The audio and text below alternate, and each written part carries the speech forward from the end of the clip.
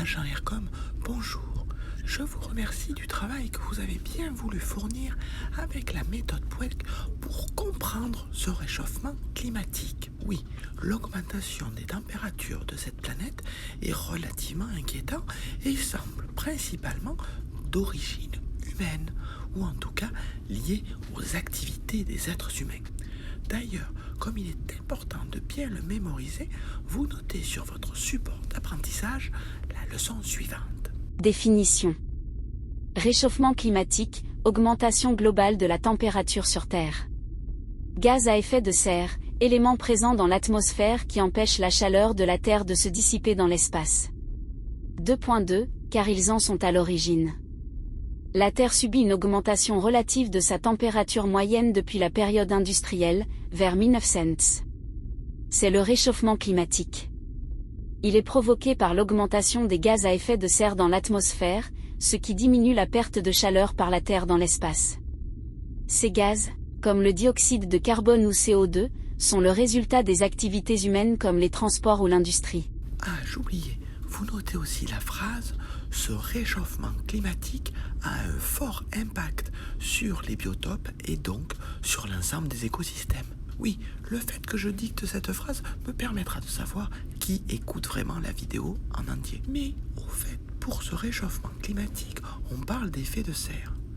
Et je crois comprendre que cette notion est importante à comprendre si on veut savoir ce qu'on peut faire pour lutter contre ce réchauffement climatique. Je vous ai d'ailleurs trouvé une vidéo qui vous en expliquera un peu plus.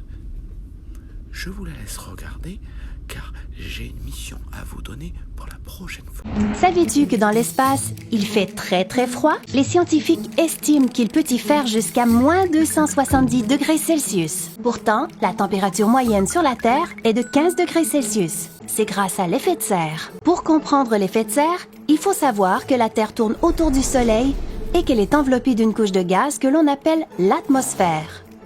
Le Soleil émet de l'énergie solaire sous forme de rayonnement. Une partie de ces rayons viennent frapper la surface terrestre, réchauffant ainsi les sols et les océans. Cette chaleur est ensuite réémise vers l'atmosphère sous forme de rayons infrarouges. C'est là qu'entrent en jeu les gaz à effet de serre, que l'on appelle aussi les GES. Les principaux sont le dioxyde de carbone, la vapeur d'eau et le méthane. Les GES retiennent la chaleur autour de la Terre. Plutôt que de laisser les rayons infrarouges s'échapper vers l'espace, les GES les emprisonnent dans l'atmosphère. S'il n'y avait aucun GES, la température moyenne sur la Terre serait de moins 18 degrés Celsius. Tu comprends alors que le phénomène de l'effet de serre est essentiel à la vie sur Terre. Il existe de nombreux phénomènes naturels qui émettent des GES, comme les éruptions volcaniques, l'évaporation de l'eau et la respiration des êtres vivants. Mais aujourd'hui, certaines activités de la vie de tous les jours émettent des GES. C'est le cas des industries, des voitures et même de l'élevage animal. Ces activités ajoutent encore plus de GES dans l'atmosphère.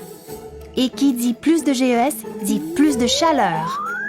Cette augmentation de la température dérègle le climat. Quand il y a trop de GES dans l'atmosphère, cela augmente la température. Lorsqu'il fait trop chaud, le climat de la Terre se dérègle. Ces dérèglements causent une augmentation des phénomènes climatiques extrêmes comme les inondations et les ouragans. C'est ce qu'on appelle les changements climatiques. Donc l'effet de serre est un phénomène naturel et souhaitable pour la planète.